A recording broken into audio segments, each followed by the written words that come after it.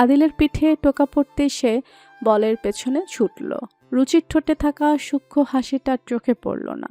সময়ের সাথে খেলা চলতেই থাকলো, সাথে বাড়তে থাকলো দর্শকদের উত্তেজনা। বল একবার এ পক্ষের খেলোয়াড়দের পায়ে তো আরেকবার অন্য পক্ষের খেলোয়াড়দের পায়ে গড়াগড়ি খাচ্ছে। টান টান উত্তেজনার মুহূর্ত। যে কোনো সময় যে কোনো টিম বিজয়ী হতে পারে। দুই টিমেরই স্কোর 1-1। বিপক্ষ টিমের পা থেকে বল ছিনিয়ে নিয়ে এলো রুড্ডো। এরপর জোরে কিক করে আদিলের দিকে পাস করলো। আদিল বলটি বিপক্ষ দল থেকে বাঁচিয়ে গোল পয়েন্টের দিকে এগিয়ে নিয়ে যেতে থাকলো।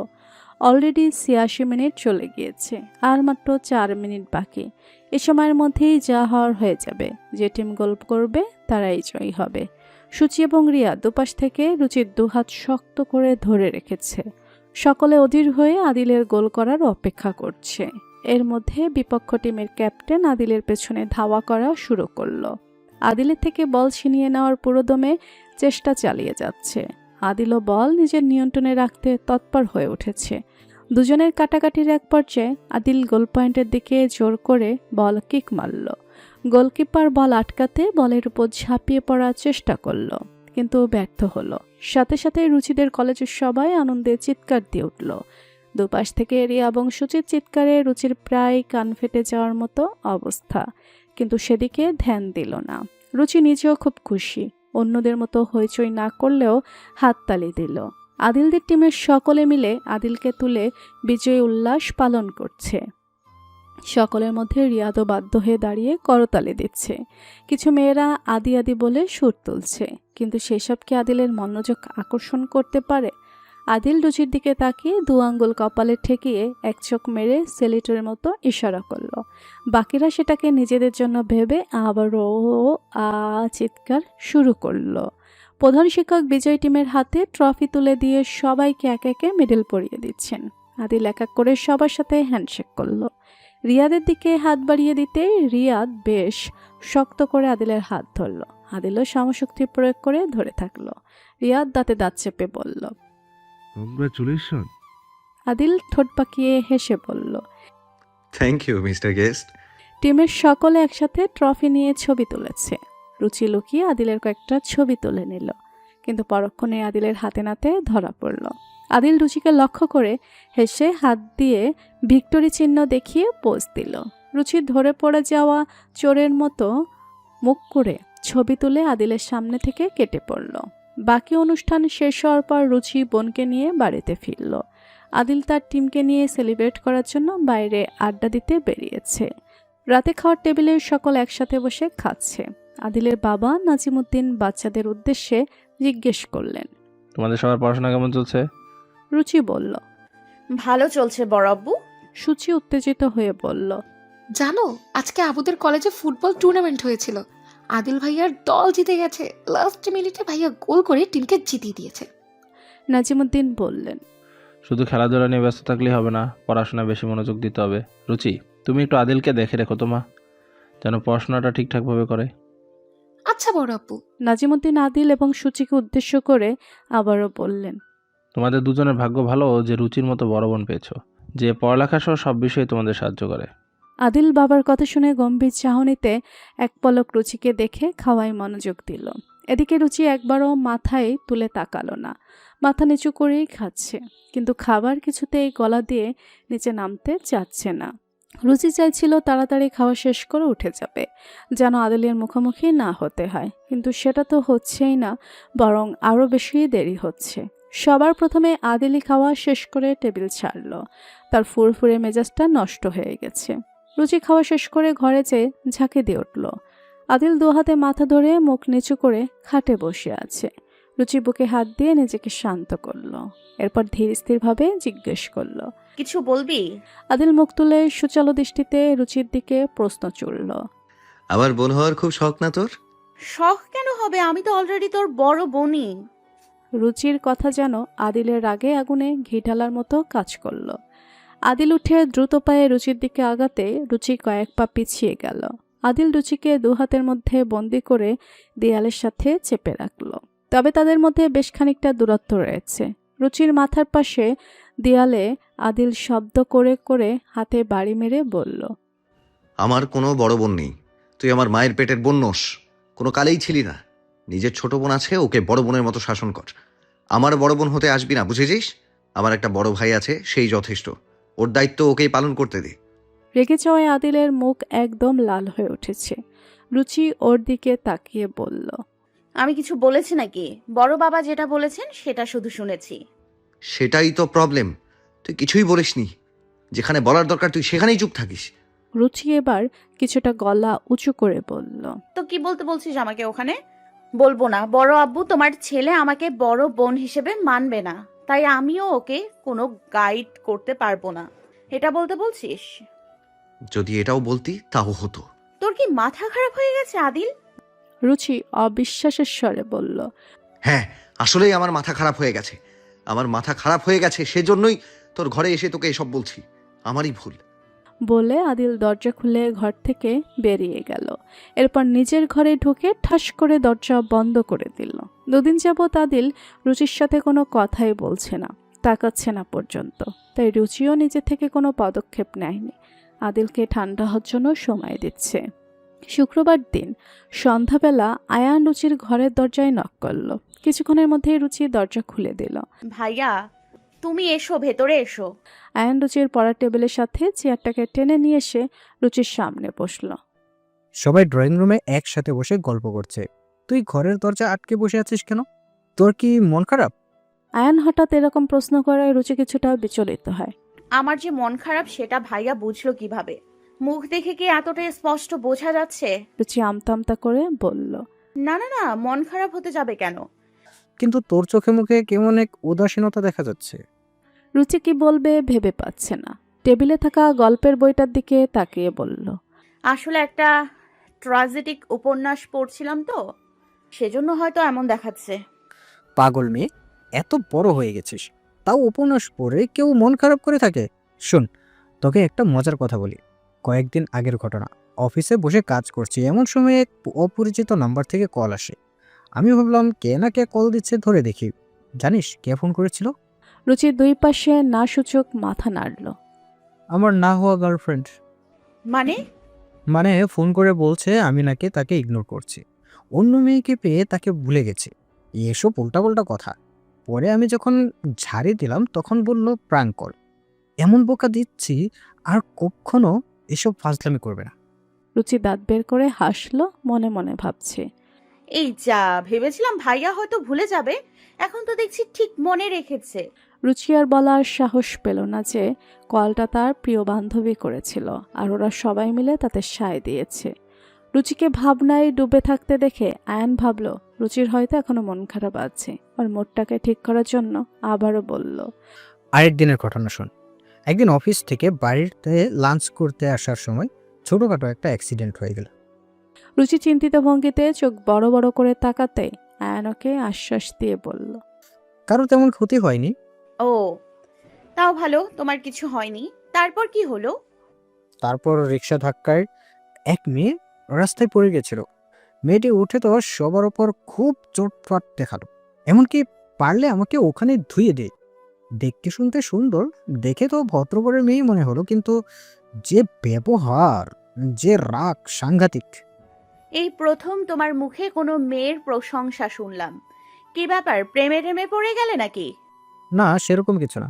নাম জানি না, আবার কখনো দেখা হবে নাকি তারও তো কোনো নিশ্চয়তা নেই। ও, নাম না জানলে বুঝি ওকে খুঁজে বের করতে? রুচি আয়ানকে জ্বালানোর জন্য একটু দুষ্টুমি করল। তুইও ওই দুটোর মতো হয়ে গেছিস, বুঝেছি। কি করব বলো, আমাদের সবাই তো একই বংশের। সেটা ঠিক, অনেক হয়েছে, চল এবার নিচে যাই। চলো। দুজনে ঘর থেকে বের হয়ে নিচে যাচ্ছে। রুচি, এসব যেন আবার ওই দুজনকে বলিস না, জানিস তো কেমন, আমার মাথা একদম খেয়ে ফেলবে। তোমার কথা শুনতে পারি, তবে এক শর্তে। আয়ান চোখ দুটো ছোট ছোট করে রুচির দিকে তাকিয়ে বলল, ভীষণ বাজে মেয়ে হয়ে গেছিস। ওমা, আমি আবার কি করলাম? প্রেমে পড়বে তুমি, আর আমি সেটা কাউকে বললেই দোষ? এই, আমি প্রেমে পড়েছি সেটা কখন বললাম? পরনি যে, সেটাও তো বলনি। আয়ান দীর্ঘশ্বাস ছেড়ে বলল, ঠিক আছে, বল কি শর্ত? শর্ত হচ্ছে ওই মেয়ের সাথে যোগাযোগ করলে তুমি সবার আগে আমাকে জানাবে। আয়ান হেসে রুচির মাথায় হালকা চাটি দিয়ে বলল, আচ্ছা, তাই হবে। দুজনে কথা বলছে এবং নিজেদের মধ্যে হাসাহাসি করতে করতে নিচে নামছে। আদিল এ সময় বাড়িতে ঢুকলো, ওদেরকে একসাথে দেখলো কিন্তু কোনো কথা বলল না। পাশ কাটিয়ে সোজা উপরে চলে গেল। এদিকে আয়ান এবং রুচিকে একসাথে এভাবে হাসতে দেখে দুই যা নিজেদের মধ্যে কিছু ফিসফিস করলো। ঘরে ঢুকে বিছানায় চিৎপটাং হয়ে শুয়ে পড়ল আদিল। আমার সাথে কথা না বললেও ওর কিচ্ছু আসে যায় না, বরং মনে হয় আরো ভালো থাকে। আমি বাদে সবার সাথে হাসাহাসি করবে। আমিও দেখবো এবার ও কতদিন কথা না বলে থাকতে পারে। সূচি দুহাতে মুখ চেপে ধরল। মা এবং বড় মায়ের বলা কথাও কান পেতে শুনে নিয়েছে। সূচি ভাবল তারা যেটা বলছে সেটা যদি সত্যি হয় তাহলে তো খুব ভালো হবে। সে মনের আনন্দে গুনগুন করতে করতে নিজের ঘরের দিকে যাচ্ছে। তখনই আদিলের ডাক পড়ল। সুচি, হ্যাঁ ভাইয়া বলো। আদিল ভুরু উপরে তুলে জিজ্ঞেস করল। কি ব্যাপার, তোকে খুব খুশি খুশি লাগছে যে? কিছু হয়েছে নাকি? সূচি একবার মনে মনে ভেবে নিল কথাটা আদিলকে বলবে কি বলবে না বলবে, পরক্ষণেই ভাবল। ধুর, ভাইয়াকে তো সবই বলা যায়। সূচি আশেপাশে কেউ আছে নাকি সেটা একবার দেখে নিয়ে খুব চাপা স্বরে আদিলকে বলল। জানো কি হয়েছে? একটু আগে আম্মু আর বড় মা মিলে একটা সিক্রেট কথা বলছিল, কিন্তু আমি ওদের কথা শুনে ফেলেছি। কি কথা? আপু আর ভাইয়ার বিয়ের কথা। আদিল বুঝতে না পেরে জোরে করে জিজ্ঞেস করল। কাদের? আরে কি করছো কি? আস্তে কথা বলো, ওরা শুনে নেবে তো নাকি? রুচি আপুর সাথে আয়ান ভাইয়ের বিয়ে, তবে সেটা এখন নয়, আপুর অনার্স শেষ হলে তারপরে। তাই এখন কাউকে বলা যাবে না। আর তো বেশি দিন নেই, মাত্র কয়েকটা মাস। উফ, কি যে মজা হবে। আদিলের পায়ের তলা থেকে যেন জমি সরে গেল। এরকম কথা যে জীবনে শুনতে হবে সেটা আদিল কখনোই ভাবেনি। কেন ভাবেনি? সারাক্ষণ রুচির আর তার নিজের জুটি বাঁধতে বাঁধতে ভুলেই গেছে যে বাড়িতে আরও একজন পুরুষ আছে যে ওর থেকেও রুচির জন্য যোগ্য। আদিল দুই হাত শক্ত করে মুষ্টিবদ্ধ করল। এদিকে সূচি নিজের মতো করে কথা বলেই যাচ্ছে, কিন্তু আদিল তো নিজের ভাবনায় হাবুডুবু খাচ্ছে। কি হলো ভাইয়া, কি ভাবছো? ও কি বলেছিলি জানো? বলছি কিছুদিন পর থেকে আমরা তো শুধু কাজিন থাকবো না, বেয়ান হয়ে যাব। আদিল রেগে সূচিকে ধমক দিয়ে বলল। তোকে আগে থেকেই দূরের কথা কে ভাবতে বলেছে? বিয়ে হয়েছে এখনো? গাছে কাঁঠাল আর গোফে তেল দিয়ে বসে আছে। আজব, আমার উপর খেপছো কেন? কি এমন বললাম আমি? আদিল ভাবল তাই তো সূচির উপর রাগ করে কি হবে, নরম গলায় বলল। ঠিক আছে, আর বকবো না। সূচি ঘর থেকে বেরিয়ে যাওয়ার সময় আদিল আবার ওকে ডাকলো। বলো। এই কথা আর কে জানে? কেউ না, বললাম তো, আমি চুপি চুপি শুনে নিয়েছি। রুচি বেরিয়ে যেতেই আদিলও ঘর থেকে বের হলো। রেলিং ধরে দোতলা থেকে নিচে দেখলো রুচি দুই পা তুলে সোফায় বসে চা খাচ্ছে। ওর পাশে আয়ান দুপা ছড়িয়ে বসে আছে, হাতটা রুচির পেছনে সোফার উপর রাখা। এই মুহূর্তে আদিলের মাথা খাকা করছে। সব ধরনের বাজে চিন্তা একের পর এক মাথায় জেঁকে বসছে। এখন আদিল নিজেকে নিয়ন্ত্রণ করে পরিস্থিতির সামাল দেবে সেটা জানা নেই ওর। বাড়ি থেকে যদি ওদের দুজনের বিয়ের কথা বলে তাহলে ভাইয়া কি রাজি হবে? না, রাজি হওয়ার কি আছে? রুচি সব দিক দিয়ে পরিপূর্ণ, সুন্দর, ভদ্র, নম্র, আত্মনির্ভরশীল। তার মধ্যে ভাইয়া ছোট থেকে ওকে দেখে আসছে, ওর কেয়ার করছে।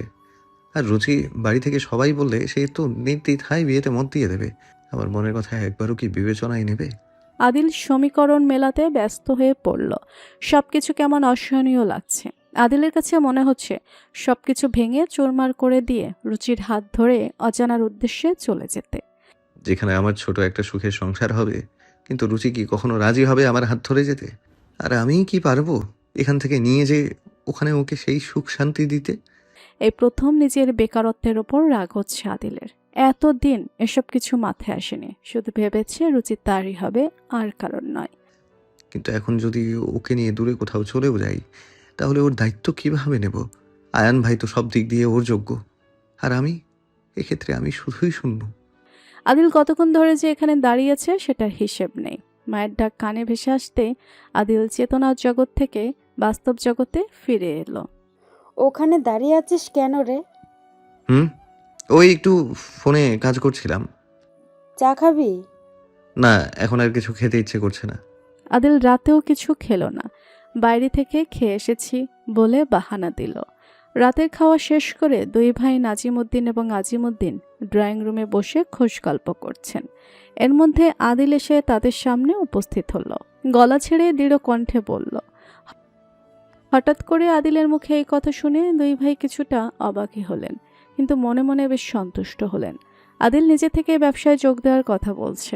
আদিলের বাবা ভাবেছিলেন আদিলকে ব্যবসায় নিয়ে আসতে অনেক কাঠখড়ি পোড়াতে হবে, কিন্তু ছেলে যে নিজে থেকেই এই কথা বলবে সেটা তিনি সহজে মানতে পারছেন না। আর একটু নিশ্চিত হতে আদিলকে প্রশ্ন করলো, কি বললে? বললাম আমি কাল থেকে অফিসে জয়েন করতে চাই। তুমি কি এই বিষয়ে নিশ্চিত? আদিল গলায় জোর এনে জবাব দিল, হ্যাঁ। ঠিক আছে, তবে কালকে আয়ানের সাথে যে আগে সব কিছু বুঝতে শুরু করো, তারপর তুমিও কাজ শুরু করবে। আচ্ছা, আশা করছি বিষয়টাকে তুমি সিরিয়াসভাবে নিবে এবং আমাদের নিরাশ করবে না। চেষ্টা করব। আদিল চলে যেতেই নাজিমুদ্দিন ভাইকে বললেন, এটাকে নিয়ে চিন্তায় ছিলাম। ছোট থেকে সবাই আদর নিয়ে মাথায় তুলে রেখেছে, নিজে থেকে যে বুঝদার হয়ে গেছে এই অনেক। ভাই, এখন আর আমাদের কোনো চিন্তা নেই। ওরা দুই ভাই মিলে সবটা সামলে নেবে। এখন আমাদের দুই ভাইয়ের অবসর নেওয়ার সময়। ঠিক বলেছিস আজিম। আদিল বেশ ভেবেচিন্তেই এই কঠিন সিদ্ধান্তটা নিয়েছে। যদিও তোর কোনো কালেই বাবাদের ব্যবসায় জয়েন করার ইচ্ছা ছিল না, কিন্তু এখন পরিস্থিতির জন্য বাধ্য হয়ে করতে হচ্ছে। এতে অবশ্য ক্ষতির কিছু নেই, বরং সবটা শিখে রাখতে পারবে। আর রুচির জন্য এসব করা তার জন্য কোনো ব্যাপারই না। ধীরে ধীরে নিজেকে গড়ে তুলে রুচিকে ঠিক নিজের করে নিতে পারবে, সে আশায় আদিল নতুন একদিকে পা বাড়ালো। সকালবেলা কলেজে যাওয়ার জন্য রেডি হয়ে নিচে নেমে এসে রুচি আদিলকে খুঁজছে, কিন্তু ওকে কোথাও দেখতে না পেয়ে মাকে জিজ্ঞেস করলো, আম্মু, আদিল কোথায়? ও কি আগেই চলে গেছে? আদিল তো আয়ানের সাথে অফিসে গেছে। কেন? ও আবার হঠাৎ করে অফিসে কেন গেল? ও মা, তুই জানিস না, আজ থেকে তো বিজনেসে জয়েন করেছে। কথাটা যেন রুচির মাথার উপর দিয়ে গেল। আদিল বিজনেসে জয়েন করছে? কিন্তু কেন?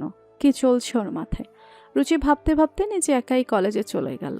আয়ান অফিসের সবার সাথে আদিলকে পরিচয় করিয়ে দিচ্ছে। এরপর সবকিছু সম্পর্কে ধীরে ধীরে ব্রিফলি আইডিয়া দিতে শুরু করলো। সকাল পেরিয়ে দুপুর হয়ে গেল, আয়ান এখন আদিলকে বোঝাচ্ছেই। আদিলও বেশ মনোযোগ সহকারে সবকিছু বুঝে নেওয়ার চেষ্টা করছে, কিন্তু অনেক কিছু জিনিস গোজামিল পাকিয়ে দিচ্ছে। ভাইয়ের অবস্থা বুঝতে পেরে আয়ান বলল, আজ এতটুকুই থাক, চল বাড়ি গিয়ে খেয়ে আসি। হ্যাঁ, তাই চলো। দুপুর 3টা বাজতে চলেছে। আদিল ঘরের ফ্যান ছেড়ে দিয়ে শুয়ে আছে, গোসল করার আগে একটু জিরিয়ে নিচ্ছে। এর মধ্যে নিচে থেকে কিছুটা হইচই শোনা গেল। আদিল ফ্যান অফ করে দিয়ে ঘরের বাইরে এসে কি হচ্ছে সেটা শোনার চেষ্টা করলো। মিতালি বেগম চিন্তিত হয়ে বলছেন, রুচি তো এখনো ফিরল না। ওদের কলেজের সামনে মারামারি গোলযোগ চলছে। আমার মেয়েটা ঠিক আছে তো? টিভিতে খবর চলছে, সেখানে দেখানো হচ্ছে রুচিদের কলেজের সামনের অবস্থা খুবই আশঙ্কাজনক। রাজনৈতিক দুই পক্ষের মতানৈক্যের ফলে এক পর্যায়ে হাতাহাতি শুরু হয়ে যায়। এরপর ধীরে ধীরে সেটি ভয়াবহ আকার ধারণ করে। হাঙ্গামাকারীরা একে অপরের ওপর রাবার বুলেট ছুটছে, পাশাপাশি ছুটছে টিয়ার সেল। পরিস্থিতি নিয়ন্ত্রণ করতে পুলিশ অলরেডি তাদের পদক্ষেপ গ্রহণ করেছে। চ্যানেল আই টিভিতে উপস্থাপক খবর পাঠ করেই চলেছেন। টিভি চালু করে খবর দেখে মিতালি বেগম অস্থির হয়ে পড়লেন। শান্তা বেগম তাকে সান্ত্বনা দিচ্ছেন, কিন্তু মায়ের মন বলে কথা, সন্তানকে চোখের সামনে না পাওয়া পর্যন্ত শান্ত হতে পারছেন না। রুচি তো ফিরতে এত দেরি করে না। আজকে তাহলে এখনো আসলো না যে? কোনো বিপদে পড়েনি তো আবার? কতবার করে ফোন দিচ্ছি, ফোনটাও ধরছে না তো। আদিল উপর থেকে মিতালি বেগমের ব্যাকুলতা শুনতে পেরে ঘর থেকে বেরিয়ে এলো। কলেজের সামনে দাঙ্গা হচ্ছে সেই খবর শুনে আদিল যেই না রুচিকে আনতে যাওয়ার জন্য এক পা বাড়াবে, তার আগে আয়ান তার ছোট মায়ের কাছে পৌঁছে গেল। তুমি একদম চিন্তা করো না, রুচির কিচ্ছু হবে না। আমি যাচ্ছি, ওকে সুস্থভাবে ফিরিয়ে আনবো। তুমি একদম কান্নাকাটি করবে না, ঠিক আছে? আসছি আমি। এই বলে আয়ান আর সময় ব্যয় না করে দ্রুত রুচির কলেজের উদ্দেশ্যে বেরিয়ে পড়ল। রুচিকে আনতে আয়ান গেল বলে আদিল কিছুটা দ্বিধা, কিছুটা হতাশা নিয়ে ঘরে ফিরল। ভাই যখন গেছে তখন ওকে ঠিকই ফিরিয়ে আনবে, আমার আবার যাওয়ার কি দরকার? আদিল চিন্তিত হয়ে ঘরের মধ্যে পায়চারি করছে আর রুচিকে বারবার ফোন দিচ্ছে, কিন্তু প্রতিবারই ফোন বিজি পাচ্ছে। এর কারণ মূলত আদিলের পাশাপাশি আনও রুচিকে কল করছে। আদিল খানিকটা বিরক্ত হয়ে গেল। কার সাথে কথা বলছে এতক্ষণ ধরে? বাড়িতে যে সবাই টেনশন করছে সেই খেয়াল কি ওর নেই? আদিল 2-3 মিনিট পর আবার কল করলো। রিং হচ্ছে ঠিকই, কিন্তু রুচি ফোন ধরছে না। আদিল এবার বেশ রেগে গেল। 2 দিন আগে আমি কথা বলিনি দেখে ফোনটাও ধরছে না, শুধু জেদ দেখাতে পারে, তাও আবার আমার সাথে। পরপর কয়েকবার কল করে যখন রুচিকে পাওয়া গেল না, তখন চিন্তা এবং সংশয়ে অস্থির হয়ে আদিল বাইকের চাবি নিয়ে হন হন করে ঘর থেকে বের হলো। কাউকে কিছু না বলে নিজেই কলেজে চলে গেল। 90 কিলোমিটার বেগে বাইক ছুটে চলছে। মহাসড়কের আইন অনুযায়ী যত স্পিডে চালানো উচিত তার থেকে বেশি গতিতে বাইক চলছে আদিলের। আদিল একটুও সময় নষ্ট করতে চায় না, তাই যতটা সম্ভব জোরে যাচ্ছে, এতে কিছু আইন ভঙ্গ হলে হোক। এমনিও কয়জনই বা এসব নিয়মনীতি মেনে চলে। আয়ান রুচিকে আনতে গেছে সেটা জেনেও আদিল যাচ্ছে, কারণ ওর নিজের শান্তির জন্য হলেও ওর যেতেই হবে। রুচি বাহিরে বিপদে আছে সেটা জেনেও শান্তিতে ঘরে বসে থাকতে পারে কি করে? কলেজ ছুটি হওয়ার পর মিম এবং রুচি দুজন মিলে সামনে এক ফটোকপির দোকানে কিছু নোট কপি করতে বের হয়। এরই মধ্যে হঠাৎ করে দুদলের সংঘর্ষ শুরু হয়ে যায়। এসব দেখে ভয় পেয়ে ওরা আবারও কলেজে ফিরে গেল, কিন্তু কলেজের গেট ভেতর থেকে বন্ধ। কয়েকবার ধাক্কা দিয়েও কেউ খুলল না। আসলে শিক্ষার্থীদের নিরাপত্তার জন্যে শিক্ষকের আদেশে দারোয়ান গেট বন্ধ করে রেখেছে এবং বাইরের কারো প্রবেশ সম্পূর্ণ নিষিদ্ধ। বাধ্য হয়ে রুচি আর মিম ভিড়ের মধ্যে বাধা পড়ল। চতুর্দিকে দলের নেতাকর্মীরা গিজগিজ করছে। পুলিশ এসে তাদের থামানোর চেষ্টা করছে। দুই বান্ধবী কোন দিকে যাবে সেসব ভাবতে হঠাৎ পিছন থেকে রাবার বুলেট এসে রুচির কাঁধে কাটার মতো বিঁধল। রুচির সাথে সাথে ব্যথায় আহ করে উঠল। কি হলো দেখি? ইস, রক্ত বের হচ্ছে তো। মিম যেন আরো বেশি চিন্তিত না হয়ে পড়ে, তাই রুচি নিজেকে সামলালো। ব্যথা চেপে রেখে মিমের দিকে তাকিয়ে বলল, ওরও কিছু হবে না, চল এখান থেকে তাড়াতাড়ি বের হতে হবে। কথা বলতে বলতে রুচি কেসে উঠল। চতুর্দিকে ধোঁয়া ছড়িয়ে পড়ছে। সেই ধোঁয়া চোখে নাকে প্রবেশ করছে। ধোঁয়াতে চোখ জ্বালাপোড়া করছে সবার। রুচির চোখ দিয়ে পানি বের হচ্ছে। রুচি আর মিম দুজনে ওড়না দিয়ে চোখ মুখ একেবারে ঢেকে নিল। দুজনে হাত ধরে ভিড় ঠেলে আসার চেষ্টা করছে, কিন্তু এত লোকজন যে সেখান থেকে বের হওয়া যাচ্ছে না। তার মধ্যে সবাই প্রায় ছেলে। ওদেরকে এড়িয়ে সামনে এগোনোটাও বেশ কষ্টসাধ্য। আয়ান বাইক থামিয়ে ভিড়ের মধ্যে এসে রুচিকে খুঁজতে শুরু করলো। সাধারণ জনগণ ভয়ে এদিক ওদিক ছোটাছুটি করছে। কে কাকে ধাক্কা দিচ্ছে তার কোনো ঠিক নেই। আয়ান দুজন মেয়েকে দেখতে পেয়ে সেদিকে ছুটে গেল, কিন্তু দুজনেরই চোখ মুখ ঢেকে থাকার কারণে চিনতে পারছে না মেয়েদের মধ্যে রুচি আছে কিনা। হঠাৎ করে একজনের ধাক্কায় রুচি এবং মিমের হাত ছুটে গেল। দুজনে আলাদা হয়ে ভিড়ের মধ্যে হারিয়ে গেল। দুজনেই একে অপরকে খুঁজছে। মিম কয়েকবার জোরে জোরে রুচি রুচি করে ডাকলো, কিন্তু কোনো সাড়া পেল না। এদিকে রুচি ও মিমকে খুঁজতে ব্যস্ত। আয়ান কিছুক্ষণ এদিক সেদিক খোঁজার পর খেয়াল করলো একটা মেয়ের হাত তারই দেওয়া ব্রেসলেট। আয়ান নিশ্চিত হয়ে আর কোনো দিকে না তাকিয়ে দ্রুত গিয়ে মেয়েটির হাত ধরে গটগট পায়ে হাঁটতে শুরু করলো। ভিড় ঠেলে সেই গ্যাঞ্জাম থেকে বেরিয়ে আসতে ব্যস্ত হয়ে পড়ল। বান্ধবীকে হারিয়ে একে তো মেয়েটি দিশেহারা হয়ে পড়েছিল, তার মধ্যে কে না কে অচেনা পুরুষ তার হাত ধরে টেনে নিয়ে যাচ্ছে। চারপাশে এত হট্টগোল হচ্ছে যে কিছু বললেও শুনতে পারবে না, তাই বাধ্য হয়ে চুপ থাকতে হলো। কিছু দূর হেঁটে একটু ফাঁকা জায়গায় এসে থামলো আয়ান। পেছনে ফিরে চিন্তিত স্বরে বলল, আরে ওকে, কলেজ থেকে আগে বেরিয়েছিস কেন? আমাদের কাউকে ফোন দিলেই তো হতো। সাথে সাথে মেয়েলি কর্কশ কণ্ঠস্বর ভেসে এলো। সেটা আপনাকে বলতে যাব কেন? কিছুটা হকচকিয়ে গেল আয়ান। এটা তো রুচির আওয়াজ মনে হচ্ছে না, এটা আবার কাকে টেনে নিয়ে এলাম? মিম ধীরে ধীরে মুখ থেকে ওড়না সরালো। আয়ান মগ্ন হয়ে ওকে দেখছে। মিম মুখ থেকে পুরো কাপড় সরিয়ে ফেলতেই চমকে গেল সে। আরে এটা তো সেই মেয়ে যে আমাকে রাস্তায় দাঁড়িয়ে দাঁড়িয়ে কত কথা শুনিয়েছিল। তুমি তুমি এখানে কি করছো? সেটা তো আমি আপনাকে জিজ্ঞেস করতে চাই। আপনি এখানে কি করছেন? আর আমার হাত ধরে টেনে নিয়ে এলেন কেন? মেয়ে দেখলেই হাত ধরে টানটানি করতে মন চায় না? আয়ান বিরক্ত হয়ে বলল। থামবে তুমি? এরপর মিমের হাত উপরে তুলে বলল, এটা তো রুচির ব্রেসলেট, তোমার হাতে কি করছে? আমার বান্ধবীর জিনিস আমি পড়েছি, তাতে আপনার কি? আপনি কে বলুন তো মশাই? আর রুচিকে কিভাবে চেনেন? মিম সন্দেহের দৃষ্টিতে ভুরু কুচকে জিজ্ঞেস করল। আমি আয়ান, রুচির কাজে। কথাটা মিমের কানে পৌঁছানোর সাথে সাথে মিম হতবাক হয়ে গেল। ঢোক গিলে বারবার চোখের পাপড়ি ফেলল।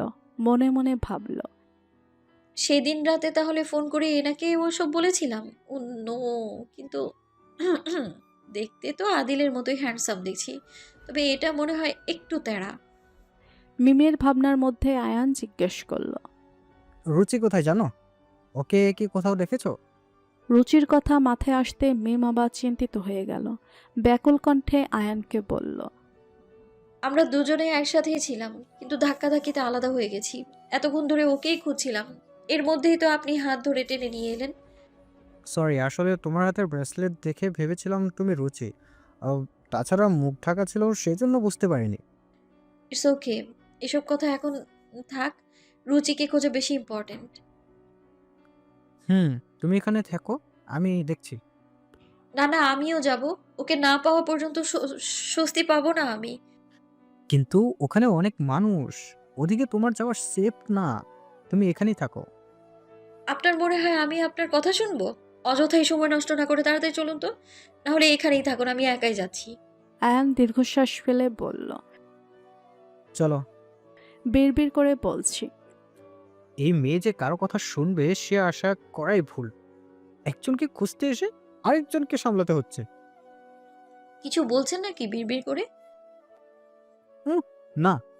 রুচি এখনো ভিড়ের মধ্যে মিমকে খুঁজে বের করতে ঘুরপাক খাচ্ছে। হঠাৎই পেছন থেকে কেউ একজন তাকে নিজের দিকে ঘোরালো। ঠিক আছিস? কোথাও লাগেনি তো? আদিল, তুই তুই এখানে কি করছিস? তোকে নিতে এসেছি। রুচি বিস্মিত হয়ে আদিলের দিকে চেয়ে রইল। গোলাগুলির আওয়াজ ক্রমশই বেড়ে চলছে। চল এখান থেকে আগে বের হই। আদিল এক হাত রুচির কাঁধে রেখে ওকে নিজের কাছে টেনে নিল। রুচিকে আগলে রেখে অন্য হাত দিয়ে যথাসম্ভব মানুষজন এড়িয়ে দ্রুত গতিতে হাঁটছে।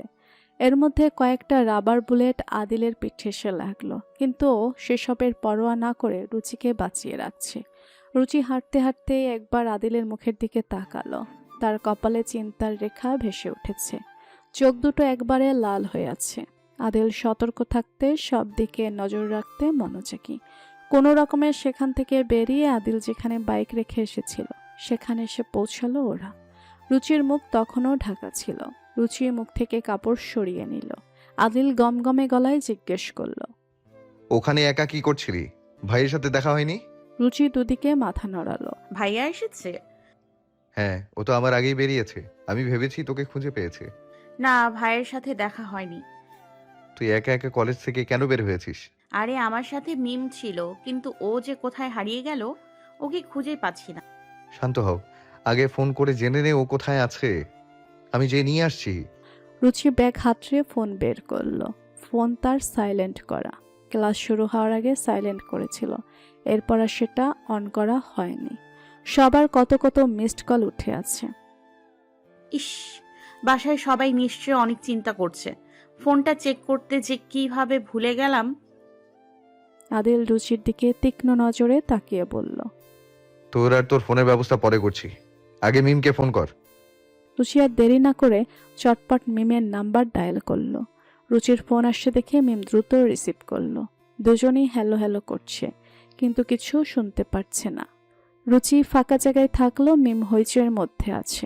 আয়ান সামনে হাঁটছে এবং মিম তার পিছু পিছু যাচ্ছিল। আয়ানকে কি বলে ডাকবে সেটা বুঝতে না পেরে মিম আয়ানের শার্ট পেছন থেকে টেনে ধরল। আয়ান পেছন ফিরে জিজ্ঞেস করলো, কি হয়েছে? মিম ওর দিকে ফোনের স্ক্রিন দেখিয়ে দিল।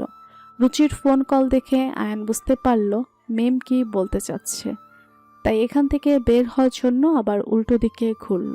ভিড়ের মধ্যে মিম যেন হারিয়ে না যায় সেজন্য আয়ান নিজের মুঠোয় ওর হাত শক্ত করে ধরে রাখল। আয়ানের এমন স্পর্শে এই প্রথমবার মিমের বুকটা কেমন ধকধক করে উঠল। প্রথমবার যখন হাত ধরে টেনে এনেছিল তখন ঘটনা এত দ্রুত ঘটেছিল যে কিছু উপলব্ধি করার সময় ছিল না। আয়ান সামনের দিকে তাকিয়ে হাঁটছে আর মিমের নজর ওদের দুজনের হাতের দিকে। একটা সরু গলি আয়ানের চোখে পড়তেই কথা বলার জন্য মিমকে নিয়ে সেখানে থামলো। মিমকে কিছু বলতে না দিয়ে সে ফোন কানে নিয়ে বলল, রুচি কোথায় তুই? ভাইয়া, মিমের ফোন তোমার কাছে কিভাবে এলো? সে অনেক লম্বা কাহিনী, আগে বল তুই ঠিক আছিস? রুচি একবার আদিলকে দেখে নিয়ে বলল, হ্যাঁ আমি ঠিক আছি, আদিলের সাথে আছি। আদিল এসেছে? হ্যাঁ। আচ্ছা মিম কি তোমার সাথে আছে? তোর ফ্রেন্ড আমার সাথেই আছে। রুচি যেন হাঁপ ছেড়ে বাঁচল। অন্তত মিম সুরক্ষিত আছে। আচ্ছা তাহলে তুমি ওকে একটু বাড়িতে পৌঁছে দিও। হ্যাঁ, সেটা দেবনি। তুই আর আদিল রুচি চলে যা বাসায়, সবাই টেনশন করছে। আচ্ছা। কথা শেষ হতেই আদিল বলল, ভাই মিমের সাথে কি করছে? জানি না, আমাকে খুঁজতে এসে হয়তো ওকে পেয়ে গেছে। আদিল মনে মনে ভাইয়ের উপর বেশ খানিকটা রাগান্বিত হলো। আর যদি সে না আসতো তাহলে না জানি রুচির আরো কতক্ষণ এসবের মধ্যে থাকতে হতো। যদি কোথাও আঘাত পেত, ভাই যতই ওর যোগ্য হোক, কিন্তু আমার মতো করে ওকে কেউ চাইতে পারবে না। আজ তার প্রমাণ পেয়ে গেলাম। কোথাও লাগেনি তো তোর? আদিল রুচিকে পা থেকে মাথা পর্যন্ত খুঁটিয়ে দেখতে দেখতে জিজ্ঞেস করলো। আদিল চিন্তা করবে ভেবে রুচি মিথ্যা বলল। না। কিন্তু কাঁধে থাকা ক্ষতটি আদিলের চোখ এড়ালো না। আদিল সাথে সাথে রুচিকে উল্টো দিকে ঘুরিয়ে দিয়ে বলল, ব্যথা পেয়েছিস বুঝতেও পারিসনি, নাকি মিথ্যা বলছিলি? আহা, কতখানি কেটেছে। তেমন কিছু হয়নি, চল বাসায় যাই। রুচির চোখে মুখে ক্লান্তির ছাপ দেখে আদিল তাড়াতাড়ি বাইকে বসলো। রুচি উঠে বসতেই আদিলের চওড়া পিঠে কয়েকটা রক্তের ছাপ দেখতে পেল। আকাশি রঙের শার্টটা রং পাল্টে কয়েক জায়গায় গাঢ় খয়েরি বর্ণ ধারণ করেছে। রুচি পিঠে হাত দিতেই আদিল কিছুটা নড়ে উঠল। তোর পিঠেও তো অনেক লেগেছে। ওসব ছোটখাটো চোটে আমার কিচ্ছু হবে না, ধরে বস। এসব ছোটখাটো আঘাত কত জায়গায় লেগেছে, বাড়ি যে আগে ব্যান্ডেজ লাগিয়ে নিবি। আদিল রুচির কথায় পাত্তা না দিয়ে বাইক ছুটিয়ে বাড়ির দিকে চলল। বাইকে ওঠো। কেন? আমি আপনার বাইকে উঠতে যাব কেন? রুচি, তোমাকে বাড়ি পৌঁছে দিতে বলেছি, সেজন্যই বলছি। আয়ান দাঁতে দাঁত চেপে মিমকে বলল, থ্যাঙ্কস, বাট প্রয়োজন নেই, আমি একাই যেতে পারবো। তুমি বললেই তো হচ্ছে না, আমারও একটা দায়িত্ববোধ আছে। ওকে, এরকম একটা অস্বাভাবিক পরিস্থিতিতে একটা মেয়েকে তো একা ছেড়ে যেতে পারি না। কেন, আপনার কি মনে হয় একটা মেয়ে একা একা অস্বাভাবিক পরিস্থিতি সামলাতে পারে না? For your kind information, mister Ayaan, মেয়েরা যে কোনো পরিস্থিতিকে ম্যানেজ করতে পারে, তাও কোনো পুরুষের সাহায্য ছাড়াই। আয়ান দীর্ঘশ্বাস ফেলে ধমক দিয়ে বলল, তোমার সমস্যা কি মেয়ে? সবার সাথে এভাবে কথা বলো নাকি শুধু আমার সাথে? কেন, আপনি কি স্পেশাল কেউ এসেছেন যে আপনাকে আপনার সাথে স্পেশাল ভাবে কথা বলা হবে? ও, তার মানে সবার সাথেই এরকম বেয়াদবি করো? জি না, আমি মোটেও বেয়াদব না, আর না কারোর সাথে বেয়াদবি করি। আমি তো শুধু সত্যি কথা মুখের উপর বলি। এখন এটা যদি কারো কাছে বেয়াদবি মনে হয় তাহলে আর কি করার আমার। আমি এটাই বুঝতে পারছি না, রুচির মতো একটা শান্তশিষ্ট মেয়ে তোমার মতো মেয়েকে সহ্য করে কিভাবে? সেটা না হয় আপনার বোনকেই জিজ্ঞেস করে নিয়েন। আর হ্যাঁ, আমি সবার সাথে এভাবেই কথা বলি না। যে যেমন তার সাথে তো আমি সেভাবেই কথা বলবো, তাই না? লিসেন, তুমি যদি সেদিনের ঘটনার জন্য এখনো আমাকে দায়ী মনে করো তাহলে আমার করার কিচ্ছু নেই। আমি সেদিনের ঘটনা অলরেডি এক্সপ্লেইন করেছি। মিম চুপ হয়ে গেল। মনে মনে ভাবল, আরে তাই তো, সেদিন তো ওনার কোনো দোষ ছিল না। যেদিন তোর সবটা ক্লিয়ার হয়েই গিয়েছিল, কিন্তু কেন জানি ওনার সাথে ঝগড়া করতে মন চাচ্ছে। এটা আবার কি রোগ ধরলো আমার? হয়তো আজকের পরিস্থিতির জন্য একটু অস্বাভাবিক লাগছে, এই জন্যেই এরকম হচ্ছে। হ্যাঁ, তাই হবে। না হলে আমি কোনো ছেলের সাথে কথা বলতে যাব কেন? হ্যাঁ, আয়ান মিমের মুখের সামনে তুই বাজিয়ে বলল, কি হলো? কি ভাবছো? বাড়ির অ্যাড্রেসটা বলবে নাকি সারাদিন এখানে দাঁড়িয়ে কাটানোর প্ল্যান আছে? মিম ছটপট করে নিজের বাড়ির অ্যাড্রেস বলে দিল। আয়ান বাইক স্টার্ট করলে পেছনে উঠে বসলো। আয়ানকে ধরবে কি ধরবে না সেটা ভেবে সংশয়ে পড়ল। বিব্রত হয়ে শেষমেশ আয়ানের শার্ট টেনে ধরল। আয়নাতে মিমের বিব্রতকর অবস্থার চেহারা দেখে আয়ন মুচকি হাসল। ধরে বসেন ম্যাডাম, না হলে পড়ে যাবেন। ধরবো না, আপনি নিজের কাছে মন দিন। আয়ান পিছনে ঘুরে একবারে উপরে তুলে জিজ্ঞেস করল, তো আপনার পুরুষ বিদ্বেষী হওয়ার কারণ কি? আপনাকে কে বললো আমি পুরুষ বিদেশী? কারো বলতে হবে না, বুঝে গেছি। কেন, আপনি কি অন্তর্যামী যে মানুষের মনের কথা বুঝে যান? ও, তার মানে তুমি আসলে পুরুষ বিদ্বেষী? সেটা একবারও বলেছি আমি? মিম বিরক্ত হয়ে বলল, মনে মনে ভাবল, আচ্ছা, তো এই ছেলেটা অন্য ছেলেদের সাথে এভাবে কথা বলে কেউ আর পরে কিছু বলার সাহস দেখায় না। আর ইনি আমাকে আমারই কথার ফাঁদে ফেলেছেন। আমিও মিম, দেখি কিভাবে আমার সাথে পেরে ওঠে। হ্যাঁ, মিম নিজেই নিজের উপর চ্যালেঞ্জ নিয়ে নিল। আয়নকে চমকে দিয়ে তার কাঁধে শক্ত করে হাত রাখলো। হাত রেখে বলল, আমি পুরুষ প্রেমী না, বিদ্বেষী, সেটা নিয়ে আপনার মাথা ঘামাতে হবে না। কেন? ভাবার মানুষ কি আছে নাকি? মিম কাটকাট গলায় জবাব দিল। না। আয়ন সামনে ঘুরে মিটমিট করে হাসলো। মিম যেন শুনতে না পারে সেজন্য খুব আস্তে করে বলল, তাহলে আমি ভাবলে সমস্যা কোথায়? কিন্তু কথাটা ঠিকই মিমের কানে প্রবেশ করলো।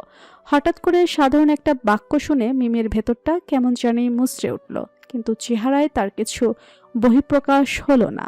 বাড়ির সদর দরজার সামনে বাইক এসে থামলো। রুচি ওড়না দিয়ে কাঠটা ভালোভাবে ঠেকে নিয়ে নেমে পড়ল।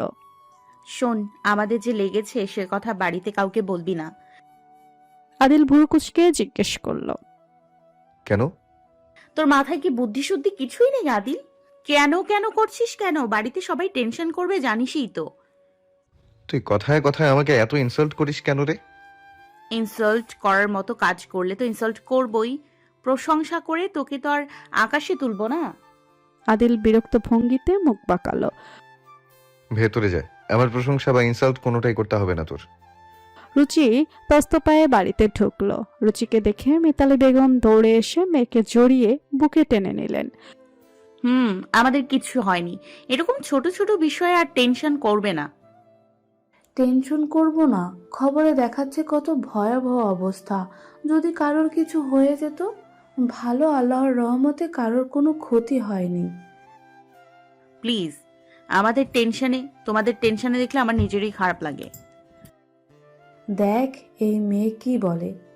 এখন তোদের জন্য টেনশনও করতে পারবো না আমরা? রুচি মায়ের সাথে কথাই পেরে না উঠে মাথায় হাত দিল। আচ্ছা, এখন এসব ছাড়ো। দেখো আমাদের কিছু হয়নি। এখন অন্তত শান্ত হও। প্রচন্ড ক্ষুধা লেগেছে মা, প্লিজ আগে খেতে দাও। আদিল বাড়িতে প্রবেশ করে ওপরের দিকে যেতে যেতে বলল, আমাকেও খেতে দিও ছোট মা, খেয়ে আবার বের হতে হবে। শান্তা বেগম এসে বললেন, আদিল, তুই নিয়ে এলি রুচিকে? আয়ন কোথায়? সেটা তোমার ছেলেকেই জিজ্ঞেস করো, সে কোথায়। আমি উপরে যাচ্ছি ফ্রেশ হতে। কি হয়েছে রে মা রুচি? ও এভাবে কথা বলছে কেন? আর আয়ন কোথায়? ও তো তোকে আনতেই বেরিয়েছিল।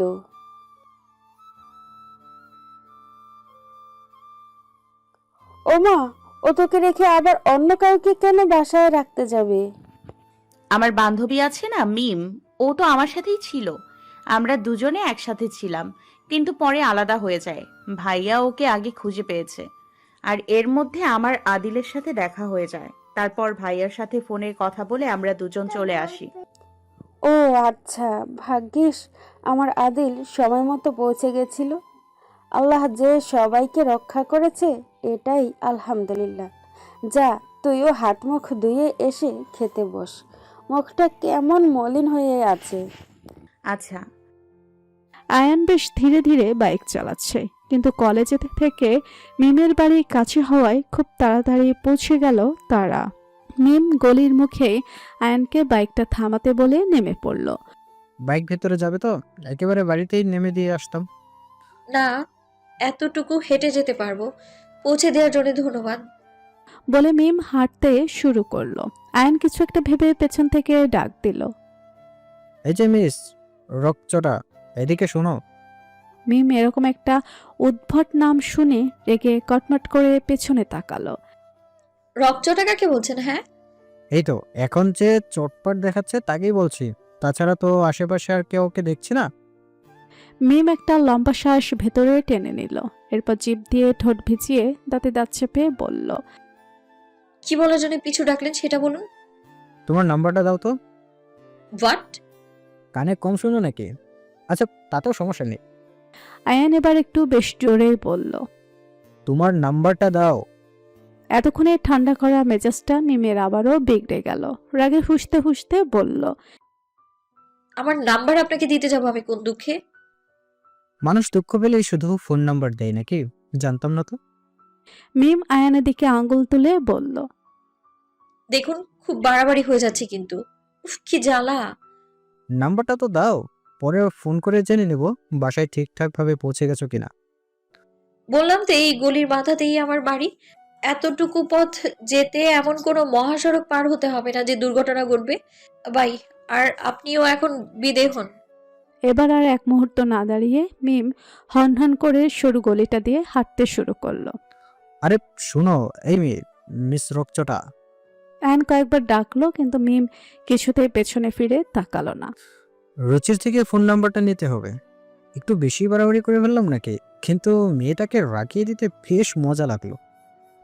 রাগে যখন নাক ফুলিয়ে আঙ্গুল তুলে তুলে কথা বলে তখন দেখতে বেশ কিউট লাগে। আয়ান হেসে বাইকে বসে চাবি ঘোরালো।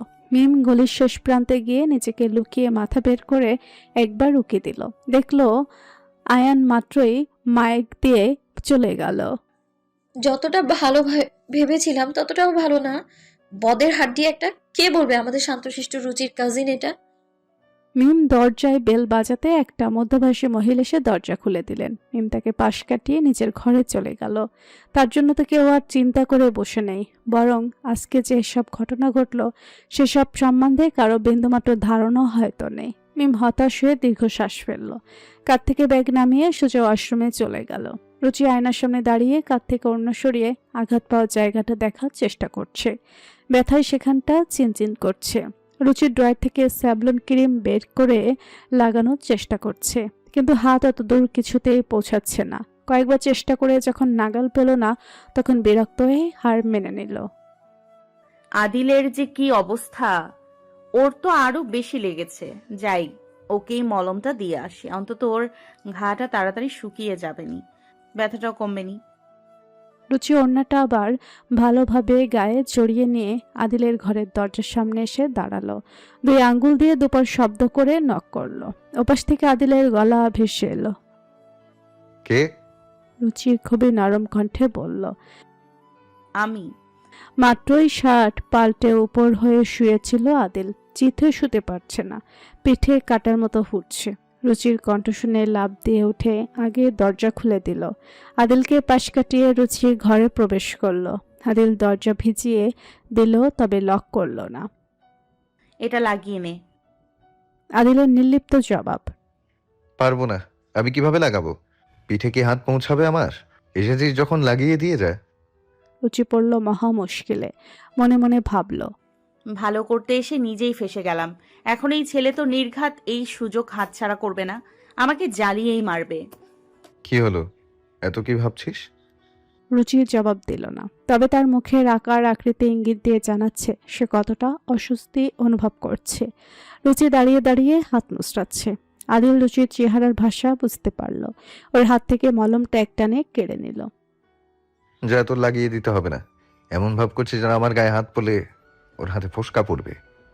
আদিল মলমটা নিজের টেবিলের উপর ছুঁড়ে মারল। এরপর রুক্ষস্বরে রুচির উদ্দেশ্য বলল। কি হলো? এখনো দাঁড়িয়ে আছিস কেন? আর কোনো কাজ আছে এখানে? রুচি হতভম্ব হয়ে দাঁড়িয়ে আছে। সে তো মুখে না পর্যন্ত করেনি, তাতেই এত রাগ দেখাচ্ছে। যদি না বলতো তাহলে কি করতো? এখন ঘর থেকে বেরিয়ে গেল, বেয়াদ্দবটা নিশ্চয়ই আর স্যাভলনে হাত লাগাবে না। রুচি আদিলের দিকে তাকালো। সে ওর দিকেই দৃষ্টি নিক্ষেপ করছে। রুচি টেবিল থেকে মলমটা নিয়ে এসে আদিলকে বলল। লাগিয়ে দিয়ে যাচ্ছি আমি। আদিল বাঁকা হেসে রুচির সামনে দাঁড়িয়ে দুহাতে শার্টের বোতাম খুলতে লাগলো। রুচির দৃষ্টি তখন আদিল বাদে সারা ঘরে এদিক ওদিক বিচরণ করছে। সবগুলো বোতাম খুলে আদিল শার্টটা বিছানায় ছুঁড়ে মারল। নিতান্তই অপ্রয়োজনীয় বস্তুর ন্যায় শার্টটি বিছানার এক কোণে অযত্নে পড়ে রইল। আদিল বিছানায় ধপ করে বসল। রুচির দৃষ্টি আকর্ষণের জন্য গলা খাকারি দিল। রুচি নতমুখটা তুলে এক পলক আদিলের দিকে তাকিয়ে ওর পেছনে এসে বসলো। আদিল এখনো নির্লজ্জের মতো ড্যাব ড্যাব করে ওর দিকে তাকিয়ে আছে। রুচি মনে মনে আদিলকে বেশ খানিকটা বকে দিল। এভাবে গায়ের শার্ট ছাড়া একটা মেয়ের সামনে বুক উন্মুক্ত করে বসে আছে, তাও তার মধ্যে অস্বস্তিকর কোনো ছিটে ফোঁটা মাত্র নেই। বড়ই নির্লজ্জ ছেলে। রুচি আদিলের কাঁধে হাত রেখে ওকে সামনের দিকে ঘুরিয়ে দিল। এরপর হাতে কিছুটা ক্রিম লাগিয়ে আদিলের উন্মুক্ত পিঠের ক্ষত স্থানে লাগানোর জন্য হাত রাখলো। রুচির চিকন চিকন আঙ্গুলের ছোঁয়া অনুভব করে আদিল যেন বিদ্যুতের শক খেল। দ্রুত ঘুরে রুচির হাতটা চেপে ধরল। ঘোর লাগা দৃষ্টিতে রুচির চোখে চোখ রাখল, কিন্তু রুচি সেই দৃষ্টির মানে বুঝল না। সে চিন্তিত স্বরে অবুঝের মতো বলল, এখনো তো মলমটা লাগিয়েই দিইনি, তাই এভাবে লাফাচ্ছিস। আবার বড় বড় মুখ নিয়ে বলিস এসব ছোটখাটো আঘাতে আমার কিছু হয় না। এরপর কিছুটা কোমল সুরে বলল, আমি সাবধানে লাগিয়ে দিব, বেশি জ্বলবে না। আদিল রুচির বোকামিতে সূক্ষ্ম হাসল। রুচি পুনরায় আদিলের পিঠের ক্ষতস্থানে মলম লাগিয়ে দিতে মনোযোগী হয়ে পড়ল। আদিল আবেশে চোখ বন্ধ করে অধৈর্যরা চেপে রেখেছে। জ্বালা কমানোর জন্য রুচি মাঝে মাঝে ফু দিচ্ছে। সবকটা জায়গায় ক্রিম লাগিয়ে ছোট ছোট ব্যান্ডেড লাগিয়ে দিল। হয়ে গেছে। রুচি উঠে দাঁড়িয়ে সামনে দুকদম পেরোতে আদিল হাত ধরে হেসকা টান মারল। রুচি আকস্মিক টান সামলাতে না পেরে সোজা গিয়ে আদিলের কোলের উপর পড়ল। এক হাত দিয়ে আদিলের কাঁধ শক্ত করে চেপে ধরল, আরেক আদিলের বুকের উপর অবস্থান করছে। যেখানে আদিলের হৃৎপিণ্ডটা অবস্থান করছে ঠিক সেখানটায়। আদিলের এমন অস্বাভাবিক স্পন্দনে রুচি আপনা আপনি কেঁপে উঠল। আদিলের হৃৎপিণ্ড যেন ঘোরাচ্ছে, দ্রুত বেগে ছুটছে। আমার কাছে আসাটাই কি ওর হৃদস্পন্দনের গতি বাড়িয়ে দেওয়ার জন্য দায়ী? রুচি বিস্ময়ে সাতবিহীন যুবকটির বুক থেকে চোখ সরাতে পারছে না। বুকের উপর রাখা রুচির হাতটা তালে তালে ক্রমে ওঠানামা করছে। এভাবে একটা নিরীহ পুরুষের দিকে কেউ নজর দেয়? আদিলের কথায় রুচি থতমত খেল। কই নজর দিচ্ছি? এটা আমার উন্মুক্ত বুক থেকে চোখ সরাতেই পারছিস না?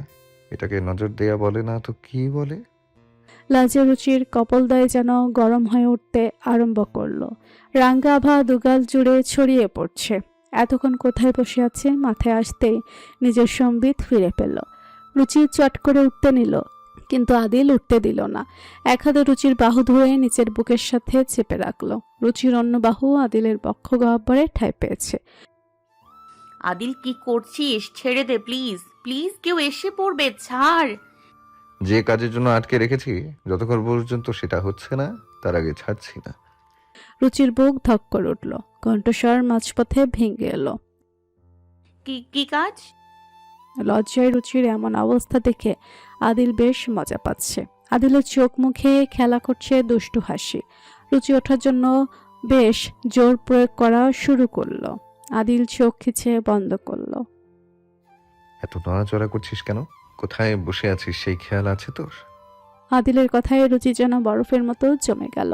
নড়াচড়া বন্ধ করে একবার মূর্তির ন্যায় বসে থাকলো। যেতে দে আমাকে। আদিল গলার স্বর খাদে নামিয়ে রুচির কানের কাছে ফিসফিসিয়ে পড়ল। হ্যাঁ, যেতে তো দেবই। এখনো তো পুরোপুরি বেঁধে রাখার সময় হয়নি, তবে একটু ধৈর্য ধর। আদিল রুচির হাত থেকে মলম নিয়ে সেটার মুখ খুলল। ডান হাতে রুচির ঘাট থেকে চুলগুলো অতি যত্নে সরিয়ে দিল। আদিলের আঙ্গুলের ছোঁয়া পেতেই রুচি দম খেঁচে নিল। আদিল কিছুটা ক্রিম সেখানে লাগাতেই রুচি খানিকটা কেঁপে উঠল। রুচির শরীরের বহমান কম্পন যেন আদিলের শরীরকেও কাঁপিয়ে তুলল। রুচির কাঁধে রাবার বুলেট লাগার অংশটাতে রক্ত জমে লাল হয়ে আছে। আদিল জায়গাটা ঠান্ডা করতে সেখানে ফু দিল। আদিলের মুখ নিঃসৃত ঠান্ডা হওয়ায় রুচির ঠোঁট তিরতির করে কাঁপতে আরম্ভ করলো। রুচি এক হাতে নিজের জমা খামছে ধরল, অন্য হাত তার নিচের বুকে অবস্থান করছে। বুকের দ্রিম দ্রিম আওয়াজটা যেন আদিলের কানে না যায় সেই চেষ্টাই করছে সে। এদিকে রুচির জোরে জোরে গ্রহণ করা শ্বাস প্রশ্বাসের শব্দ আদিলকে মাতোয়ারা করে তুলছে। আদিল বারবার শুকনো ঢোক গিলল। আচমকায় আদিলের হাত থেমে গেল। নিজের সীমা অতিক্রম করে বসলো এক দুঃসাহসিক কাজ। রুচির উন্মুক্ত ঘাড়ে নিজের ওষ্ঠধর দিল বসিয়ে। আদিলের এমন কাণ্ডে রুচির মুখ থেকে অস্ফুট স্বরে কিছু একটা আওয়াজ বের হয়ে এলো, যার নেই কোনো নির্দিষ্ট মানে, না কোনো নির্দিষ্ট অর্থ। আদিল তখনও গভীর চুম্বনে মত্ত। টপ করে রুচির চোখ থেকে এক ফোঁটা জল গড়িয়ে পড়ল। আদিল প্লিজ। রুচি ফুফিয়ে উঠল। রুচির কান্নার আওয়াজে যেন আদিলের টনক নড়ে উঠল। সাথে সাথে রুচির ঘাট থেকে মুখ ওঠালো। আদিলের বন্ধন কিছুটা শিথিল হতেই রুচি উঠে পড়ল। হাতের উল্টো পৃষ্ঠে চোখের পানি মুছতে মুছতে ঘর থেকে বেরিয়ে গেল। আদিল তখনও সেভাবেই বসা। কি থেকে কি হয়ে গেল বুঝতে যেন সে কয়েক মুহূর্ত সময় ব্যয় করলো। বড় হওয়ার পর থেকে কোনোদিন ওকে কাঁদতে দেখেনি। সে রুচি আজ কাঁদল। তাও আবার তার নিজের করা কর্মকাণ্ডের জন্য। আদিল উঠে দাঁড়িয়ে বিছানা থেকে শার্টটা নিয়ে গায়ে জড়াতে জড়াতে ঘর থেকে বেরোলো। রুচির ঘরের সামনে সে দরজায় কড়া নাড়ল, কিন্তু রুচির দরজা খুলছে না, না কোনো জবাব দিচ্ছে। কিন্তু আদিল হার মানবে না, ক্রমাগত দরজায় নক করতেই থাকলো। রুচি মাটিতে বসে খাটের সাথে হেলান দিয়ে দুহাঁটু ভাঁজ করে মুখ গুজে রেখেছে। চোখের জল গালেই শুকিয়ে গেছে। হঠাৎ এভাবে কাঁদার কারণ রুচি নিজেও বুঝতে পারছে না। এর আগেও তো আদিলের কাছাকাছি গিয়েছে, কই তখন তো এরকম হয়নি। তবে এবার এরকমটা কেন হলো? আর যখন ভিড়ের মাঝে দিশেহারা হয়ে ছুটাছুটি করছিল, সে সময় আদিলকে দেখতে পেয়ে সে স্বস্তি হয়েছিল। সে অনুভূতিটাই কি এখন চোখ উপচে জল হয়ে গড়িয়ে পড়ছে, নাকি আদিলের সংস্পর্শে সে নিজেও নিজের উপর থেকে নিয়ন্ত্রণ হারিয়ে ফেলেছিল? দরজা আদিলের কড়া নাড়ানো থামার নাম নেই। আদিল অসহায় স্বরে বলছে, রুচি, আমাকে কিছু বলার একটা সুযোগ তো দে please. I am sorry, okay, really sorry. দরজা খোল না প্লিজ। রুচি মুখ খুলে তাকালো। এরপর কর্কশ কণ্ঠে দরজার বাহিরে দাঁড়ানো যুবককে জানিয়ে দিল, আদিল এখন যা প্লিজ, এখানে দাঁড়িয়ে সিন ক্রিয়েট করিস না, বাই এনি চান্স কেউ শুনে ফেলবে। আদিল কিছু বলার ভাষা হারিয়ে ফেলল। ক্ষিপ্ত হয়ে চুলগুলো খামচে ধরল, নিচের উপর রাগ করে দেয়ালে জোরে জোরে দুবার পাঞ্চ করল। সেই শব্দ যেন রুচির কান অব্দিও পৌঁছালো। রুচি দৌড়ে দরজার কাছে ছুটে এলো, হাত বাড়িয়ে সিটকেনি খুলতে নিল, কিন্তু শেষ পর্যন্ত আর খুলল না। হাতটা সেখানেই থেমে গেল। সূচি মাত্রই ঘুম থেকে উঠে চোখ ডলতে ডলতে এদিকটা আসছিল। আদিলকে রুচির দরজার সামনে দাঁড়িয়ে থাকতে দেখে জিজ্ঞেস করলো, কি হয়েছে আপু, দরজা খুলছে না? সূচির কথার কোনো জবাব না দিয়ে আদিল সোজা বাড়ি থেকে বেরিয়ে গেল। ভেতর থেকে সব শুনে রুচি নিজের জানালার পাশে গিয়ে দাঁড়ালো। সেখান থেকে দেখতে পেল আদিল গটগট পায়ে হেঁটে গেট দিয়ে বেরিয়ে যাচ্ছে। এদিকে সূচি আদিলের এমন ব্যবহারের কোনো কারণ খুঁজে পেল না। হয়তো ভাইয়া রেগে আছে।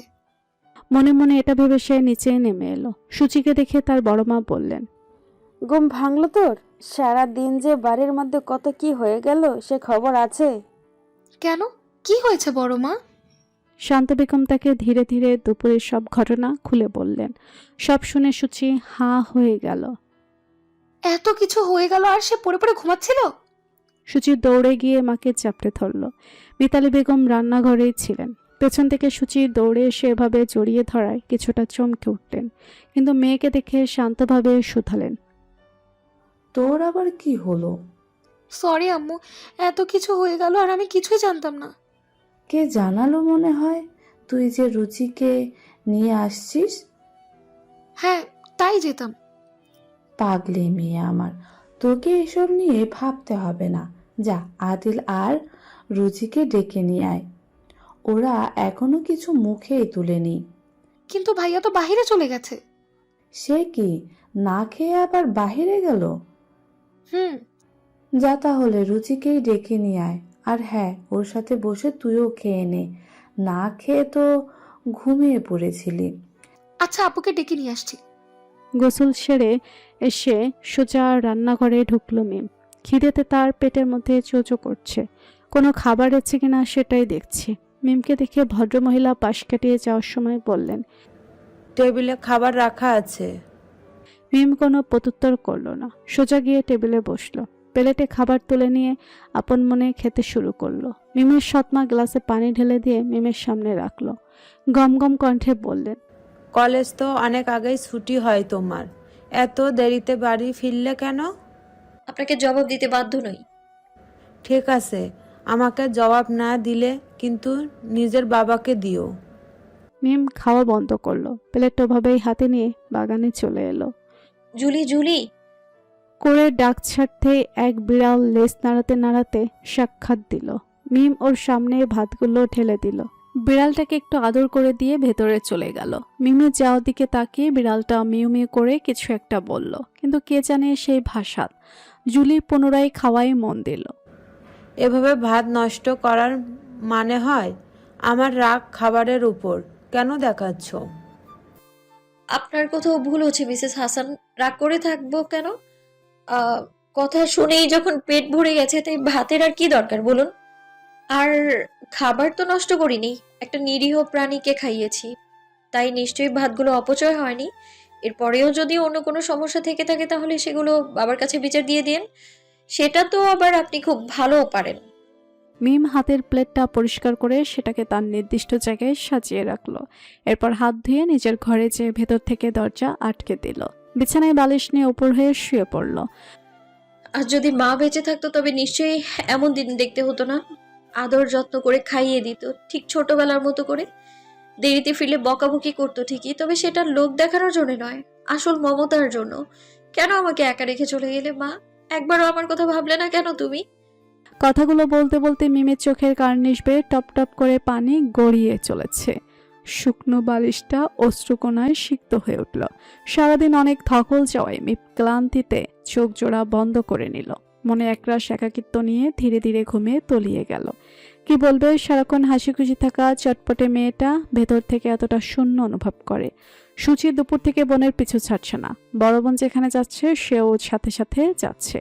রুচির বিপদে পড়ার কথা শোনার পর থেকে সপ্তদশী কন্যা কিছুটা ভয় পেয়েছে।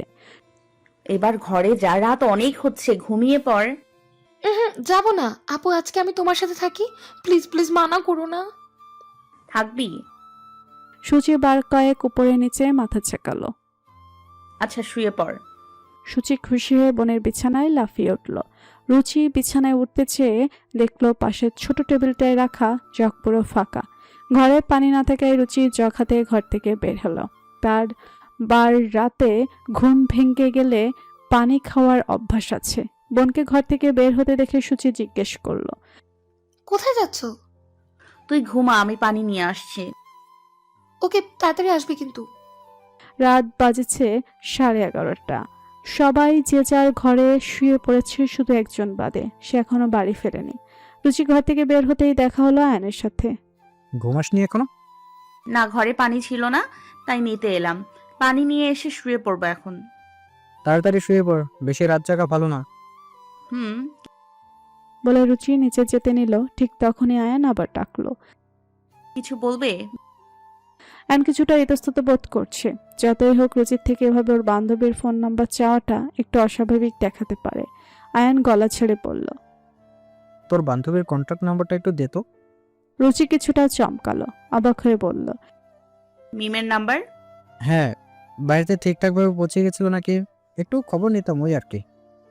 রুচি কিছুটা সন্দেহের দৃষ্টিতে তাকালো, কিন্তু কিছু বলল না। নিজের হাতে থাকা জগটা আয়নের হাতে ধরিয়ে দিল। এরপর ঘর থেকে ফোন নিয়ে এসে মিমের নাম্বারটা আয়নের কাছে পাঠিয়ে দিল। পাঠিয়েছি। আয়ান ফোন চেক করে বলল, এসেছে, থ্যাঙ্কস। রুচি নিচে নামতে নামতে ভাবলো, ভাইয়া মিমের নাম্বার নিল। আশ্চর্যজনক ব্যাপার, কিন্তু সে এসবে তেমন মাথা ঘামালো না, কারণ তার মাথায় এখন অন্য চিন্তা ঘুরপাক খাচ্ছে। রুচি বারবার দরজার দিকে তাকিয়ে উকি দেখছে, কিন্তু আদিলের এখনো কোনো খবর নেই। সে কখন বেরিয়েছে, সারাদিন আর বাড়ি ফিরেনি। রুচির বেশ চিন্তা হচ্ছে, না জানি কোথায় বসে আছে ছেলেটা। রুচি দীর্ঘশ্বাস ফেলে উপরে চলে গেল। সূচি বোনের সাথে বেশ খানিকক্ষণ বকবক করে ঘুমিয়ে পড়ল। এদিকে রুচির চোখে এখনো ঘুম নেই। ঘড়ির কাঁটা 12:30 পেরিয়ে ধীরে ধীরে একটার ঘরে ধাবিত হচ্ছে। রুচি নিজের উপর কিছুটা বিরক্ত হলো। ও কি ছোট বাচ্চা নাকি যে ওর জন্য চিন্তা করতে হবে? ওর যখন সময় হবে তখন ঠিকই ফিরে আসবে। রুচি এপাশ ওপাশ হয়ে ঘুমানোর চেষ্টা করছে, কিন্তু না, বেয়াদব ঘুমাজ কিছুতেই ধরা দিচ্ছে না। মাথায় শুধু বারবার আদিলের ভাবনা আসছে। সারা দিন কিছু খেলো কি না, আবার হাতের যে কি অবস্থা হলো। এই বানরটা তো রাগের মাথায় আবার উল্টাপাল্টা কাজ করে বসে। এখন যে কোথায় বসে কি করছে। এ সময় দরজা খোলার শব্দ হতেই রুচির শোয়া থেকে লাফ দিয়ে উঠে বসলো। আস্তে করে বিছানা থেকে নেমে নিঃশব্দে দরজা খুললো, যেন সূচি ঘুম থেকে জেগে না ওঠে। বাইরে থেকে দরজা লাগিয়ে টিপ টিপ করে পা ফেলে এসে আদিলের সামনে হাজির হলো। দুহাত বুকের উপর ভাঁজ করে মুখ শক্ত করে দাঁড়িয়ে আছে রুচি। অনেক রাত হয়েছে এবং সকলে হয়তো ঘুমিয়ে পড়েছে ভেবে আদিল ধীর পেয়ে আসছিল, কিন্তু সামনে রুচিকে দেখে ভড়কে গেল। রুচি তো এত রাত পর্যন্ত জেগে থাকে না, সকালবেলা উঠে, তাই ওর তাড়াতাড়ি ঘুমানোর অভ্যাস। তবে আজ এখনো ঘুমায়নি কেন? তবে কি আমার জন্য অপেক্ষা করছিল? আদিল খুবই সাবধানে নিজের ডান হাতটা পেছনে লুকিয়ে ফেলল, যেন রুচি হাতের অবস্থা বুঝতে না পারে। এরপর খুবই নমনীয় গলায় বলল, এখনো ঘুমাসনি কেন? কয়টা বাজে? এখন বাড়িতে ফেরার সময় হলো তোর? হুম। আদিল পাশ কাটিয়ে চলে গেল। আজব, ওই কি আমাকে রাগ দেখাচ্ছে?